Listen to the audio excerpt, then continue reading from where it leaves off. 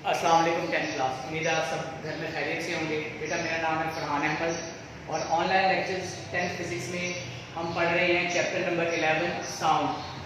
बेटा previous lectures में हमने ये पढ़ा कि आवाज़ की खसूसियात क्या क्या होती हैं। उसमें से हमने सिर्फ एक आवाज़ की लाउडनेस, आवाज़ की बुलंदी के बारे में पढ़ा हमने, और साथ में बेटा मैंने वहाँ पे आपको फैक्टर्स क्लियर किए थे। हमने वहाँ पर 4 से 5 फैक्टर्स पढ़े थे, बहुत इंपॉर्टेंट थे वो फैक्टर्स। और मैंने आपको ये भी बताया था कि वो जो टॉपिक था वो आपका एक सेपरेट लॉन्ग क्वेश्चन के सूरत में भी पूछा जा सकता है। चलिए हम अपना लेक्चर स्टार्ट करते हैं। बेटा उसके आगे जो हमारा नेक्स्ट टॉपिक है लाउडनेस के बाद, वो है पिच। ये पिच क्या होती है, सबसे पहले इसकी डेफिनेशन क्लियर करते हैं।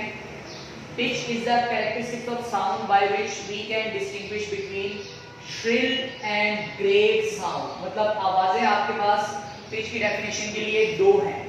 एक है श्रिल साउंड, बहुत बारीक आवाज, और एक है ग्रेव साउंड, भारी आवाज। ठीक है, तो आवाज की पिच जो है ये बारीक और भारी आवाज के दरमियान में जो फर्क है, जो डिफरेंस आता है, बेटा इसे हम पिच कहते हैं। अच्छा, अब पिच को हम डिफरेंट एग्जांपल के साथ और इस डायग्राम के साथ क्लियर करते हैं। मैं आपको बताता चलूं कि पिच के जो फैक्टर्स हैं वो एक ही फैक्टर है, वो है फ्रीक्वेंसी। बेटा जिस आवाज की वेव की फ्रीक्वेंसी ज्यादा होगी उसकी पिच भी ज्यादा होगी, तो लिहाजा दोनों दरमियान में जो रिलेशन बनता है वो है डायरेक्टली प्रोपोर्शनल।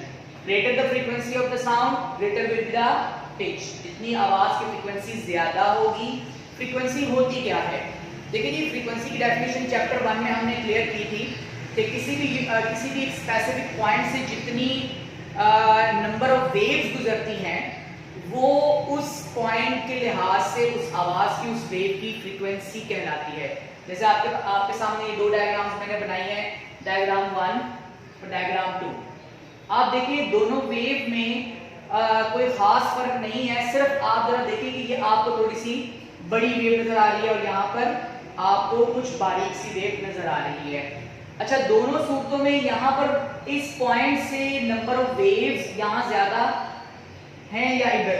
जी हाँ बिल्कुल, आप गौर से देखें तो डायग्राम 2 में इस स्पेसिफिक पॉइंट से वेव नंबर 2 जो है वो ज्यादा मिकदार में गुजर रही है, ज्यादा वेव है, तो हम कहेंगे these are the high pitch sound.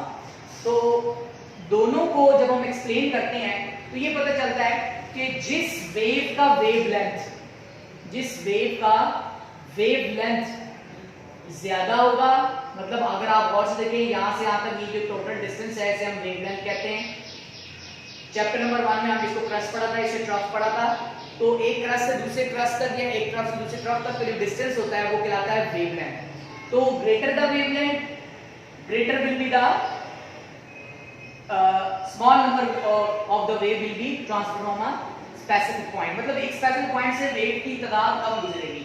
तो ऐसी sound wave low pitch sound और इनकी फ्रीक्वेंसी भी कम है, जबकि इसके मुकाबले में अगर आप दूसरी वेव देखें बेटे, यहाँ पर आपको उसी के मुकाबले में ज्यादा वेव गुजरती हुई नजर आ रही होगी। ये अगर आप दोनों के वेवलेंथ को कंपेयर करें, इसका वेवलेंथ डायग्राम 1 का वेवलेंथ डायग्राम 2 से ज्यादा है, तो इसे हम कहेंगे high pitch sound, high frequency sound कहेंगे इसका।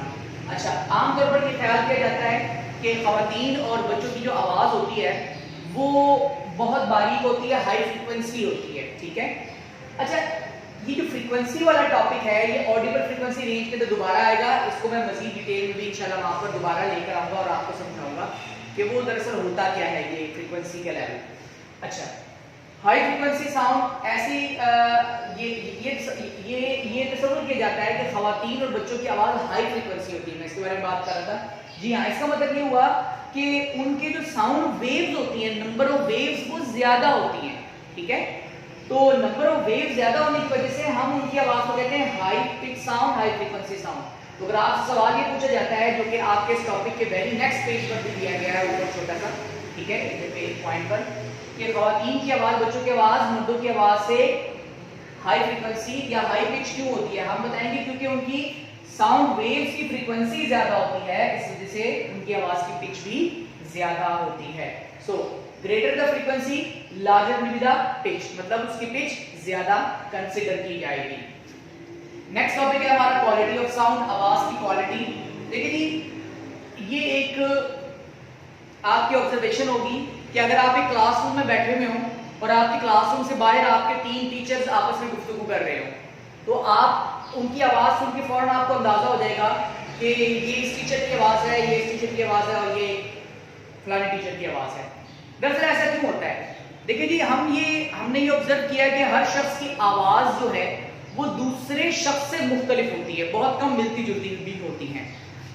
तो आवाज जिनकी लाउडनेस सेम हो और जिनकी पिच सेम हो, मतलब कांस्टेंट लाउडनेस और कांस्टेंट पिच की सूरत में जो आवाजों में फर्क आता है, जो डिफरेंस आता है, वो आवाज की क्वालिटी होती है। हर आवाज की क्वालिटी डिफरेंट होती है, ठीक है। मिसाल के तौर पे अगर आप कभी कोई एक सॉन्ग सुन रहे हो तो आपको अगर तमाम म्यूजिकल इंस्ट्रूमेंट्स का पता हो तो आप बता सकते हैं कि ये ड्रम है, ये फ्लूट है, या ये पियानो है, या कोई भी आपका म्यूजिकल इंस्ट्रूमेंट है, ठीक है। तो आपको पता चल जाता है अगर उनकी लाउडनेस और पिच सेम हो, ये याद रहे, ठीक है। यहाँ पर ये चीजें कांस्टेंट होना जरूरी है। So what is quality? It is the characteristics of sound by which we can distinguish between sounds of same loudness and pitch. ऐसी आवाजें जिनकी लाउडनेस और पिच कांस्टेंट होती है, सेम होती हैं, ठीक है। मतलब जो उनका वेवलेंथ है, उनके जो एम्पलीट्यूड है, वो तमाम चीजें कांस्टेंट हैं, सेम है। तो उस सूरत में आवाजों के दरमियान जो फर्क होगा, जो डिफरेंस होगा, ठीक है, उसे हम कहेंगे the quality of the sound. आपके जितने भी साथ कराम है, हर शख्स की आवाज मुख्तलिफ है, तो हर शख्स की क्वालिटी ऑफ साउंड भी डिफरेंट है। जितने सिंगर सुनते हैं, हर शख्स की आवाज मुख्तलिफ है, क्वालिटी ऑफ साउंड डिफरेंट होती है, ठीक है। चलिए यहाँ पे एग्जांपल के साथ चलते हैं, फैक्टर्स की बात करते हैं। Quality of the sound depends upon wave form, ठीक है। वेव फॉर्म का मतलब ये वेव बनती कैसे है, क्लियर। चलिए यहाँ पर 3 आपके पास मटेरियल्स हैं, ट्यूनिंग फॉर्क है, फ्लूट है, क्लैरिनेट है, ठीक है। ये तीनों इंस्ट्रूमेंट्स की वेव फॉर्मेशन अगर आप देखें, ट्यूनिंग फॉर्क की वेव फॉर्मेशन, फ्लूट की वेव फॉर्मेशन और क्लैरिनेट की वेव फॉर्मेशन के अंदर याद रहे पिच और लाउडनेस सेम है, मतलब सेम एम्पलीट्यूड और same number of waves, same wavelength है।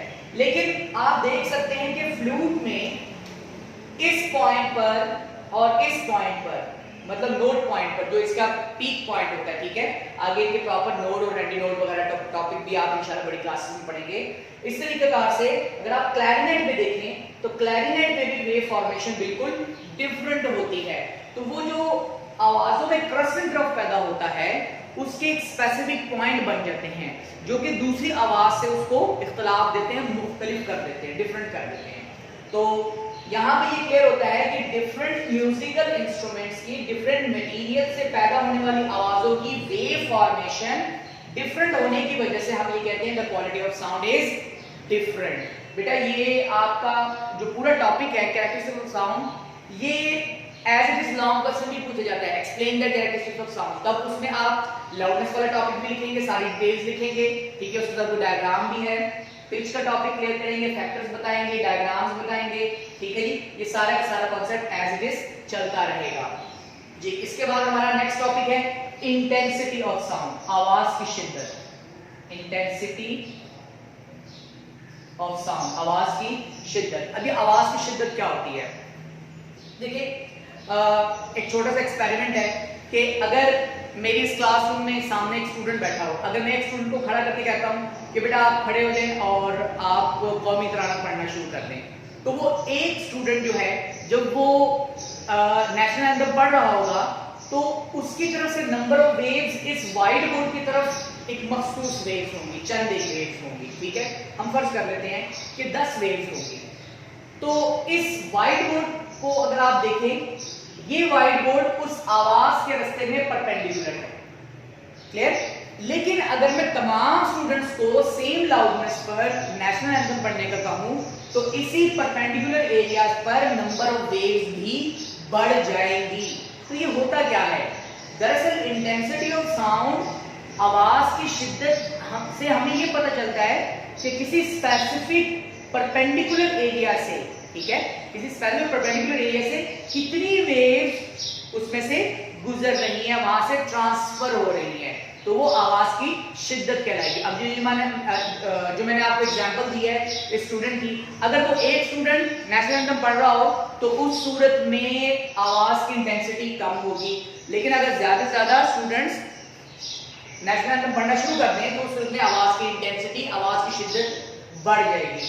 आवाज की शिद्दत एक फिजिकल क्वांटिटी है, प्रॉपर इसकी डेफिनेशन मौजूद है, ठीक है, आप टेक्स्ट बुक से देखिएगा। इंटेंसिटी एक फिजिकल क्वांटिटी है और इसे वॉट पर मीटर स्क्वायर में मेजर किया जाता है, ठीक है, जॉल पर सेकंड इनटू पर मीटर स्क्वायर। पर मीटर स्क्वायर का मतलब ये है कि जो मटेरियल है उसका कितने मीटर स्क्वायर, जनरल यूनिट जो उसका कितना एरिया है, मीटर स्क्वायर एरिया का यूनिट है, उस जनरल एक स्पेसिफिक परपेंडिकुलर एरिया से कितनी एनर्जी गुजर रही है, ठीक है, पर सेकंड में, मतलब जॉल पर सेकंड वॉट बन जाता है, ठीक है। तो कितने वॉट एनर्जी जॉल पर सेकंड, ठीक है, यूनिट एरिया मीटर स्क्वायर में से ट्रांसफर हो रही है, वो उस आवाज की इंटेंसिटी कहलाती है। मुख्तलिफ आवाजों की इंटेंसिटी लेवल डिफरेंट होती है। आमतौर पर जो ऑडिबल साउंड है, जो मध्यम तरीन आवाज है, फेंटेस्ट साउंड, ठीक है, बिल्कुल हल्की आवाज जो है, उसके लिए कांस्टेंट दिया गया है आई। अच्छा, इंटेंसिटी को आई से रिप्रेजेंट किया जाता है, आगे डेरिवेशन आएगी उसके अंदर हम ये क्लियर करेंगे।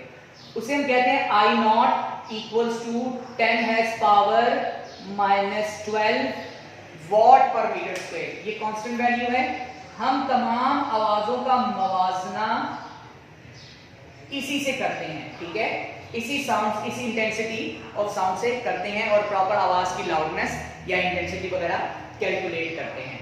ये था बेटा आज का हमारा lecture number 3 10 physics chapter number 11 का। सवाल पूछा जाता है लॉन्ग क्वेश्चन की सूरत में, explain the characteristics of sound, या फिर आपसे ये दरमियान से कोई ना कोई शॉर्ट क्वेश्चन पूछा जाता है what are the factors affecting loudness, on what factor the pitch depends upon, why the sound of women are shrill more than that of men, ठीक है, खवातीन की आवाज जो मर्द ज़्यादा है उनसे ज्यादा बारीक या श्रिल क्यों होती है, आपने बताना है, क्योंकि खवातीन की आवाज की फ्रीक्वेंसी ज्यादा होती है, इस वजह से उनकी पिच भी ज्यादा होती है। इस तरीके से फिर आपसे डिफाइन क्वालिटी ऑफ साउंड और इसके बारे में पूछा जाएगा, फिर आपसे डिफाइन इंटेंसिटी ऑफ साउंड। तो ये तमाम कॉन्सेप्ट बेटा आपने शॉर्ट क्वेश्चन और long question point of view से क्लियर करना है। Thank you very much.